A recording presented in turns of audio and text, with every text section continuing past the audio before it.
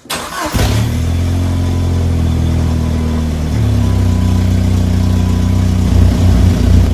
back to Carbon's DIY Garage. Today we're again underneath TDSR, and you can probably hear it's pretty loud down here. And I don't know if you can see on the video, but the muffler is flapping in the wind, and I can feel the air blowing this way. All not good signs. So the project here is two parts. First is to get the transmission skid plate down, and gonna clean that up, get the rust off of it, replace the transmission engine mount, get that all cleaned up, and then part two is gonna be to replace the entire exhaust. I've replaced the exhaust manifold. Now all that air is actually coming down in this direction, and it's just a big mess. So we're gonna go ahead and get started. So I turned off the Jeep, so hopefully it's easier to hear me because this thing is super noisy. And now we're gonna go after the exhaust. And I've already replaced the exhaust manifold, so everything downstream of that is getting thrown away and replaced with all new stuff. And we'll go through that process today. Hopefully TDSR behaves, and it's a pretty straightforward process, I hope. But only time will tell, and usually with this Jeep, nothing is as easy as it should be. So we'll see.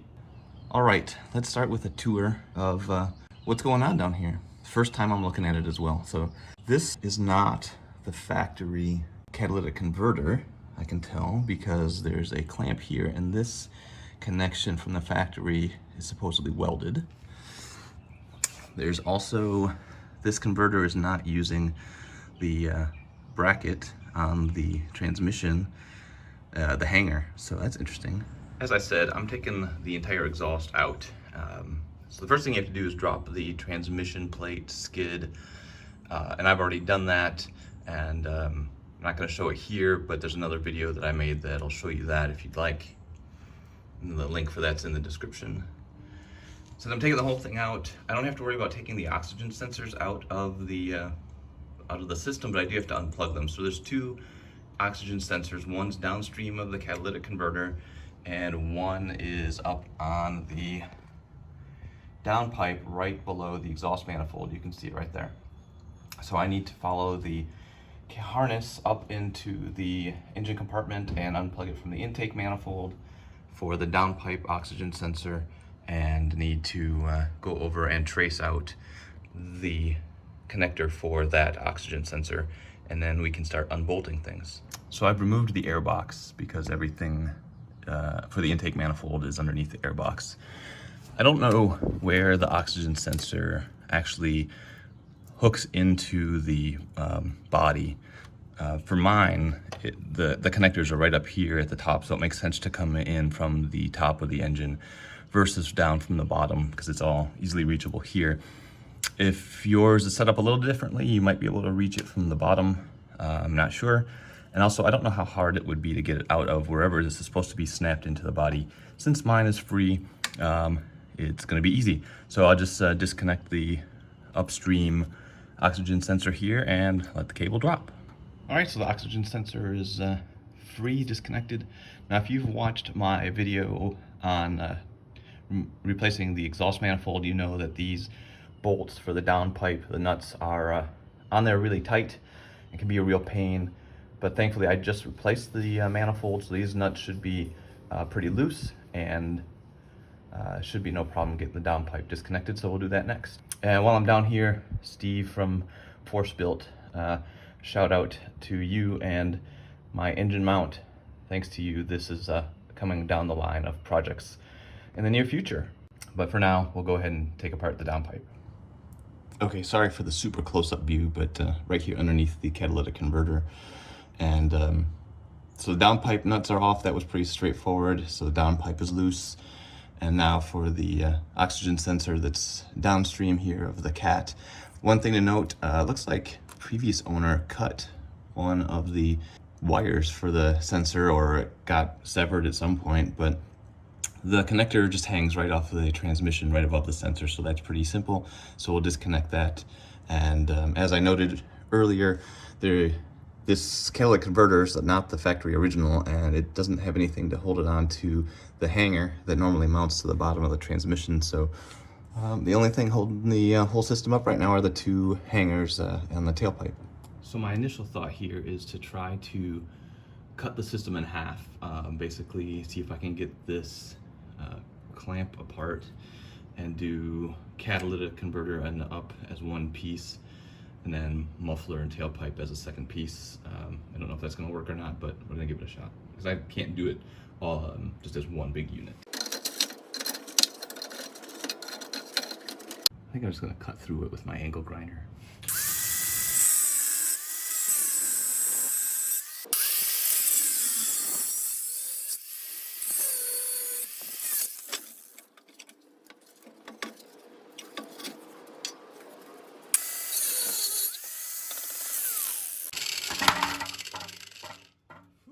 To get these hangers off, I'm gonna spray some WD-40 lubricant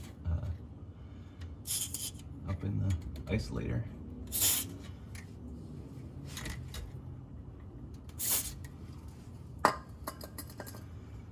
Channel locks.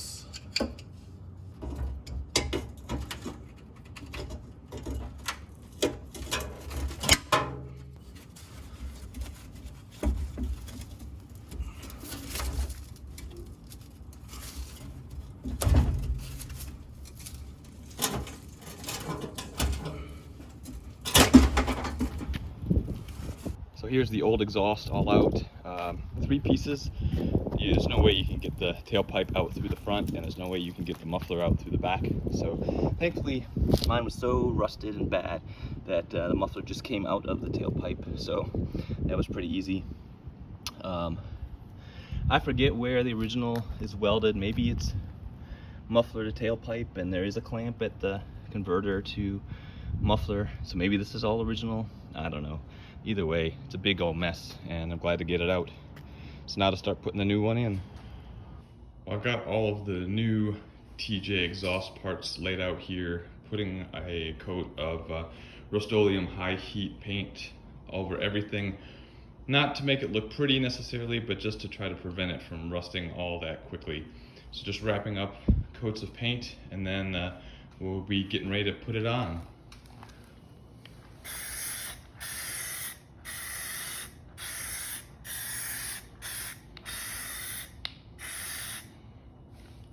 All right, I think that'll do it. We'll let it dry, and then we'll get on with the next step.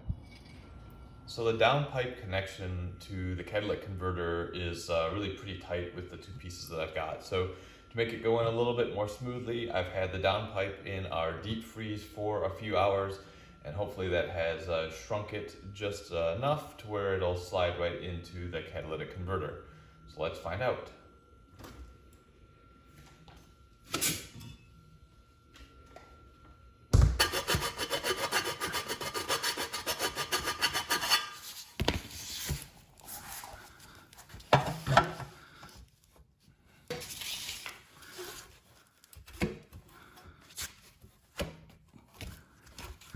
Freezing it helped a little bit, and I also needed to file a high spot off a little bit on the downpipe, and now I've got it together. So we should be all set for installing at least the cat and the downpipe. I'm doing as much assembly on the ground here in the garage floor as I can before I go put it up in the Jeep, because it'll certainly be a lot easier. Like I said, I've got the downpipe into the catalytic converter already. That would have been a real pain to do inside up on the Jeep. Next thing I'm gonna do is put the oxygen sensors in, and those get anti-seize on the threads, torque them to 35 inch-pounds, and of course you have to use a special oxygen, well, you should use a special oxygen sensor socket. I guess if you're doing it the way I am, you don't have to. You could use an open-ended wrench because it's pretty easy, but I've got this almost like a crow's foot type socket. So we'll go ahead and put in the oxygen sensors, and I'll put a link in the description for the sensors that I'm using. Got them off of Rock Auto. Whoa, whoa, whoa, whoa. Slow your roll there, buddy. It's future Ed, and let me tell you that putting those oxygen sensors in are gonna cause you some trouble. Those are Denso brand sensors, and they are gonna cause you some check engine lights because the only sensors that will work with these TJs, and I don't know if it's 97 early models, it's a 2.5 liter or what it is, but the only thing that's going to work are the NTK brand, the original brand of sensor that came with the Jeep. It's not going to recognize Bosch, it's not going to recognize Denso. Has something to do with the voltage biases, I'm not really sure, but you're going to get engine code 21.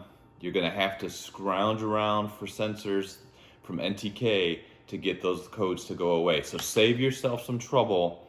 Use NTK or NGK sensors, not anything that's a different brand. And I'll put a link in the video description with the part numbers to help you out.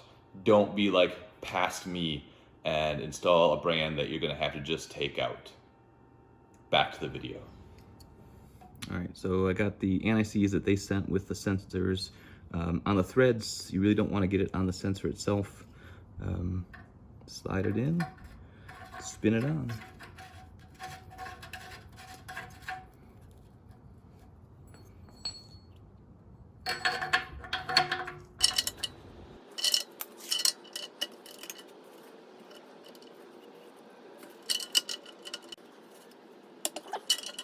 And if you're using this offset type crow's foot with a torque wrench, just remember you want your torque wrench to be at a 90-degree angle in order to get a good torque measurement.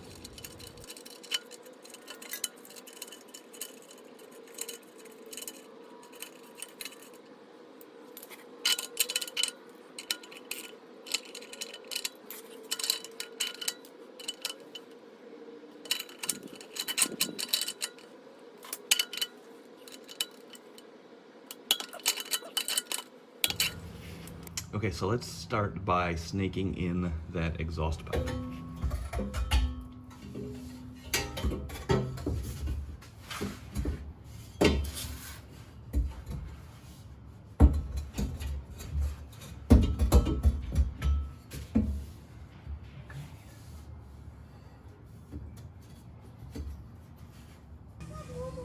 Okay, when you put this in from the rear, it's like putting in a corkscrew, except you go in a counterclockwise direction. So put it in with the hanger facing down. You can see it in just the bottom left corner of the picture. So the hanger's pointing down. You put it in, and then just start doing a slow corkscrew. Get it up over the brake line, and boom, it's in. So it's just a half corkscrew in a counterclockwise direction, starting with the hanger pointed down, and it's a piece of cake. And then I just took it up to this hanger in the back that you can't see, just to hold it in place. With the tailpipe in, the next thing I'm going to do is put the downpipe and catalytic converter back up, just loosely putting the nuts of the downpipe onto the exhaust manifold to hold it in place.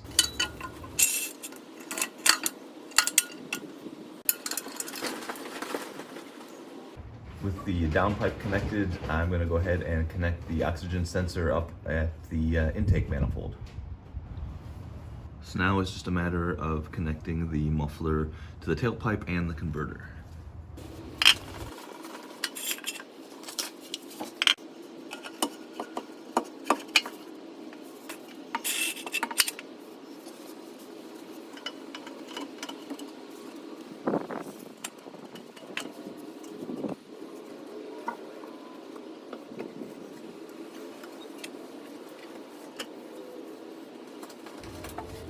So I guess I'm kind of cheating a little bit because I had the transmission mount bracket off because I was getting the rust off of it and painting it.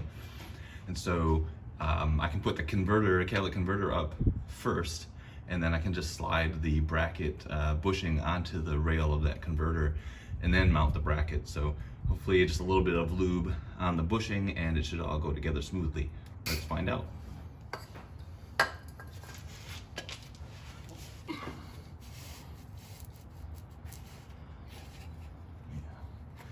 Piece of cake.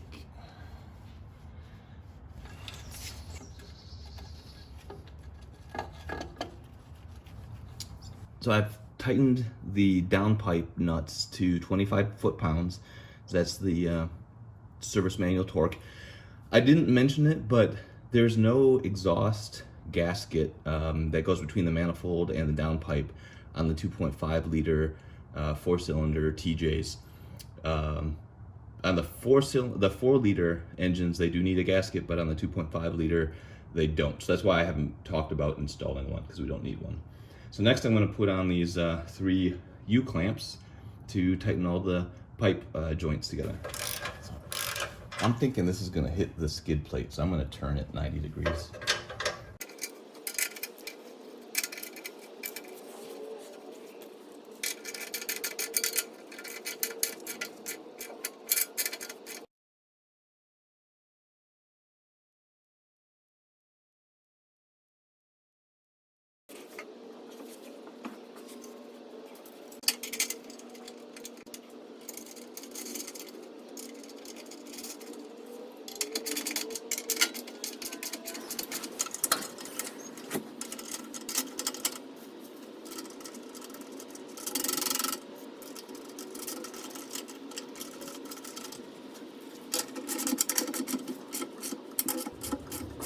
One minor downside to painting everything outside of the Jeep with that high heat paint is that some of it scratches off. So pretty much closing this task out, but I'm gonna go paint over some of these scratch marks just to try to increase longevity on this whole install. After that, it's gonna be putting the skid plate back on and starting the engine and see how it goes. The skid plate and everything is put back together. The only thing left to do is put the negative battery terminal back on the battery. I've had that off the whole time. So this way the TJ will see the new sensors and hopefully won't get any check engine lights. Obviously it'll have to rebalance itself with this whole brand new exhaust. And let's get to it. Let's see how it sounds.